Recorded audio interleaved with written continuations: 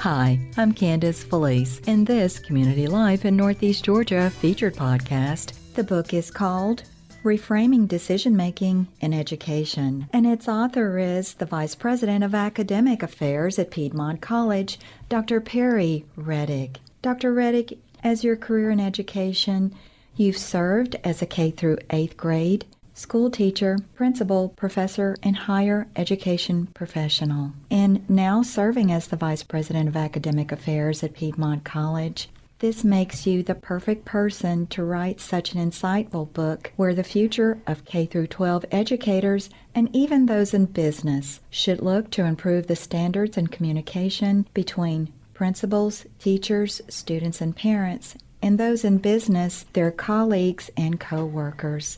Explain why change is more about people than it's about structure. First, thank you so much for having me on today, Candace. It really is about the people. Change is about the people. It impacts them, and they're the ones that can make the change. We can put structures in place, but it doesn't mean people will follow that. I'll give a quick anecdote, if I may. Back when I was a school principal, I could require all the school teachers to hand in their lesson plans by the end of Friday afternoon before they went home for the weekend. But what would happen on Monday morning, they'd come back to their classrooms, they'd close their doors, and they'd teach their lesson how they wanted to. So how much could I create the change by forcing it? I could put a structure in place. It doesn't mean they were going to follow the change that I was asking. So I think you can have more change by working with the people.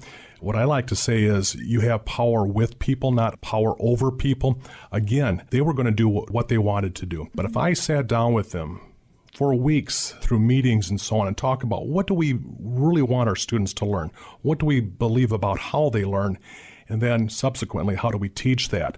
Those kind of meaningful discussions that I would have with the teachers would make a difference. So then if I said, hand in your lesson plans, when they close their door on Monday morning, I have a much better idea what was going to happen in the classroom. That's more powerful. By giving away my power to them through open dialogue, that struggle about what makes for good teaching, I thought by giving that power away, I actually had more power. So really the change comes from working with people. It's not the structure so much as the process of working with the people. In fact, you introduced my book here. It's my third book. But the reason I wrote this third book is because it held me accountable for the first book I wrote on the quantum schools, for example.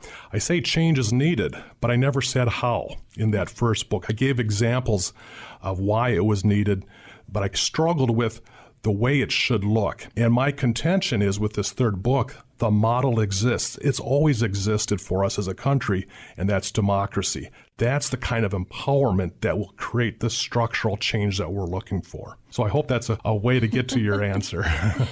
And you interweave so eloquently in your citations from other academicians how our Constitution was framed. Please explain how using the way our democratic governmental process is structured will assist in transforming the current system of checks and balances into making information the lifeblood of organizations. That's a really good question, and I hope I can answer that. As I was struggling, how do you put this into place? It just struck me one day, democracy is probably the way to do it, but what does that look like? So I went back to our founding documents and in the structures and the principles of democracy that we so dearly hold near and dear to our hearts collectively. And if you look, our democratic governance model, the political model, and that's important for me to say because this is not a pure model that you would put into an institution outside of politics, but it's a close model. We have the legislative, the executive, and judicial branches. If you look in the business world, we don't have quite the same thing. We have a board of trustees, we have the CEO or the administration, and then we have the workers. That's not a very good balance of power. The democratic model is all built around the idea of egalitarianism or transparency and shared power. Now, it then struck me, do we have anything in education that is close to that? Higher education does. K-12 does not. In higher education, we also have a board of trustees. We also have a president or a chancellor, so that would be the executive branch, so to speak. But we also have a faculty senate. So what we do is spread out the power, and we also stipulate who's responsible for what. For example, the Board of Trustees is responsible for fiduciary responsibilities along with goal setting, a vision setting. Now, they don't do that in isolation. They work with the administration and faculty. Again, the president or chancellor would execute the vision. But the faculty senate has a very particular role, and their role is to own the curriculum that they're teaching, the expectations. They actually also hold the responsibility for student admissions. So there is some kind of a congruence with the democratic model. That's the point I'm trying to get across in this. Now, like I was saying, K-12 schools do not have that. They'll have a school board. They'll have a school principal. But really, do you see a really clear voice for faculty? And what about for parents or even students? Not so clean there. And so what I'm trying to do is conceptualize how a model would exist for K-12 schools more akin to what we have in higher ed. That's what this book's about ultimately.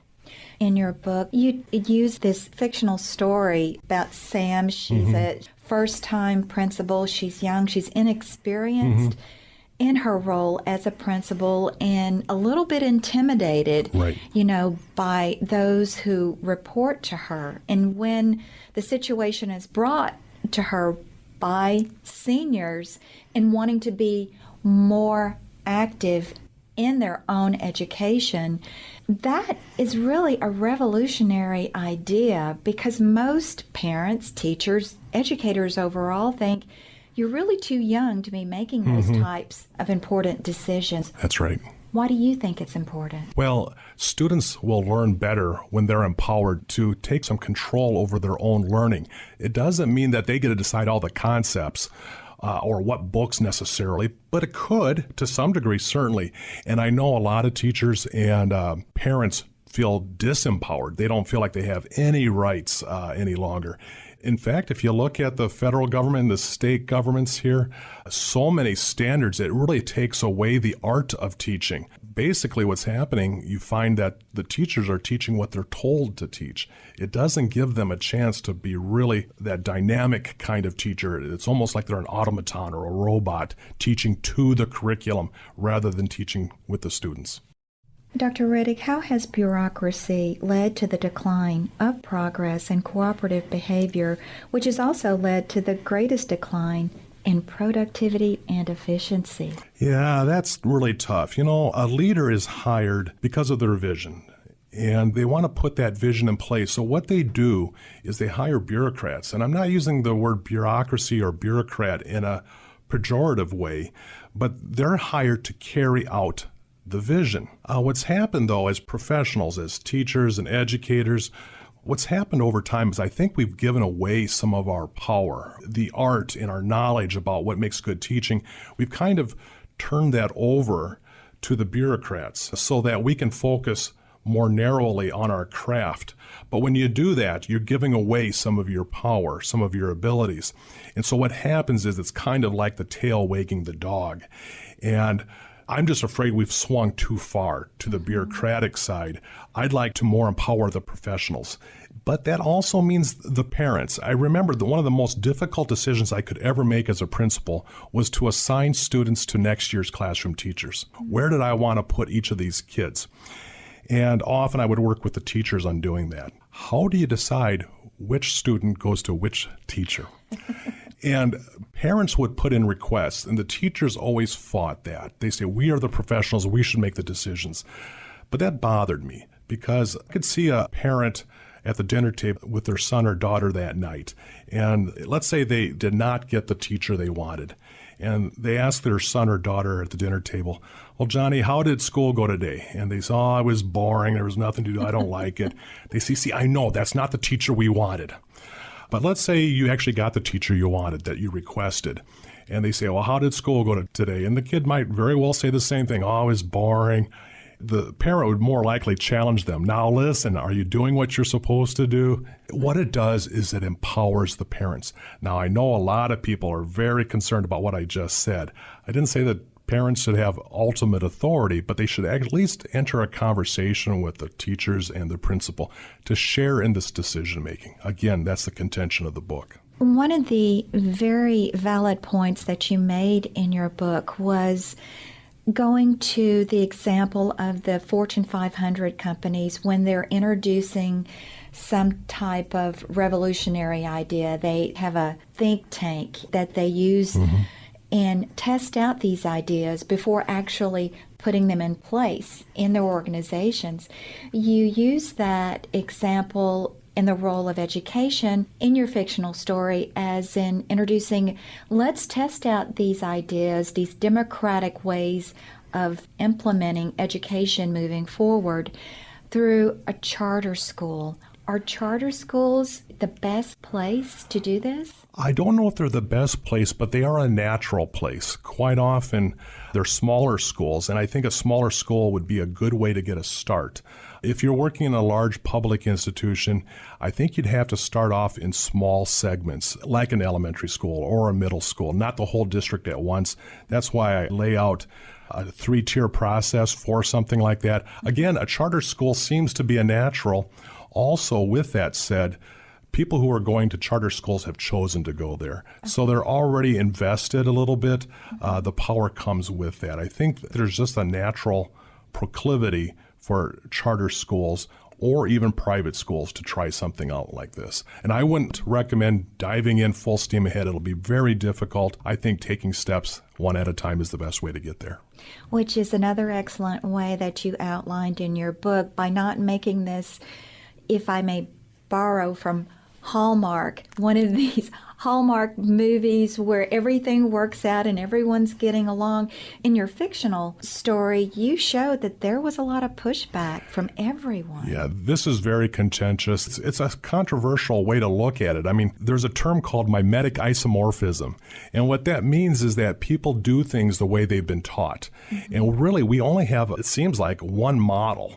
And what I'm almost asking, it would seem like, is taking power away from those who already have power. At least that's what it looks like to them, or it feels like. But as I said earlier, by giving away some power, you have more power. But it looks like I'm asking all these other people to share in the decision making, so what about me? Where does my power come from anymore? I do think this is probably the way to go, but it's going to be contentious. When they put our founding documents together, there were struggles for years. There was a lot of fighting. There was a lot of disagreement. They got to a model that really seems to work. Even though we do have some problems, it does seem to work. Why is human nature's proclivity to change so adverse? Why do people resist it with such tenacity? Yeah, that's a really good question. I think if you look at nature, the reason why when nature goes through its bifurcation point, something's going to happen. Let's say a forest fire, a flood. Something can good or bad happen out of that. For example, you can lose a whole community. People can die. Animals can die in a fire or in a flood. But also rebirth. A lot of forests cannot regenerate without tremendous amount of heat. That's how pine cones spread their seeds, through high, intense heat. So growth can come out of the change. The problem that people see is, what's going to happen to me? I don't know. Either I will die out, so to speak, lose my job, or my job will change so much I can't keep up with it. Or it could be really great. So they're afraid of change because what could it mean to me? And the thing is, we don't know. But I hope we can, in most cases, say, you're going to be a part of creating that change. So we're asking you to join us in this. Most likely, things are going to be great as you have control for that. I just can't make you any promises. As I stated at the beginning of our conversation, the information you supply could also serve those within any organization or business. As you state in your opening to Chapter 3, your book is more about changing our perceptions of what it means to be a professional within our organizations. How have you seen throughout your career this actually come to light? The hallmark of any profession is that the professionals are highly trained and they police themselves.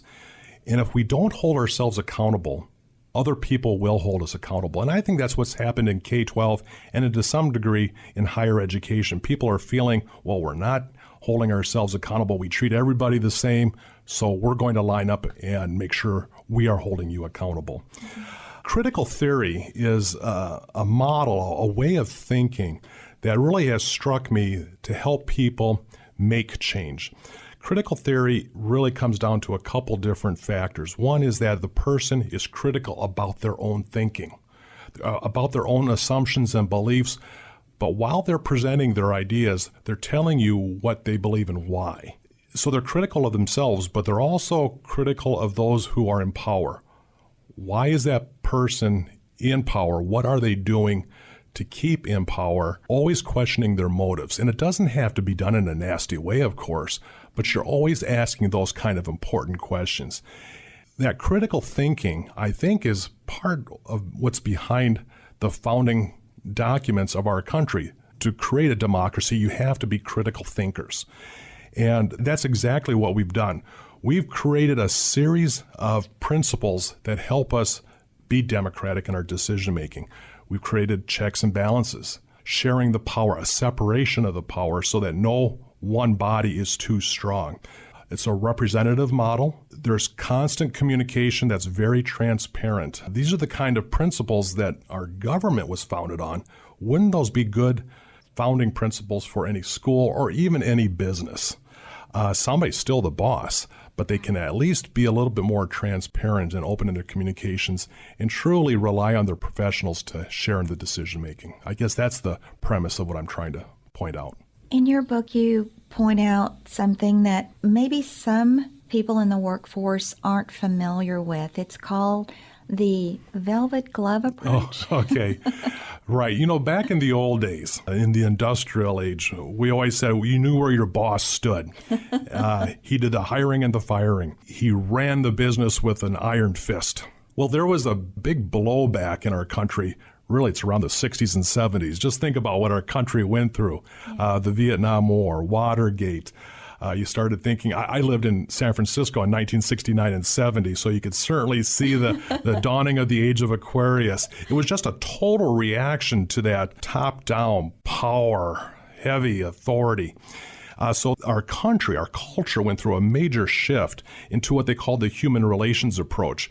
And it was more laid back, somewhat laissez-faire. And the thing is, it sounds like it's disempowering. We just let things happen. The bosses, the supervisors took full advantage of it, though. They would say, what we're doing is we're going to have quality circles. We allow people to share their thinking. I want my people to feel empowered.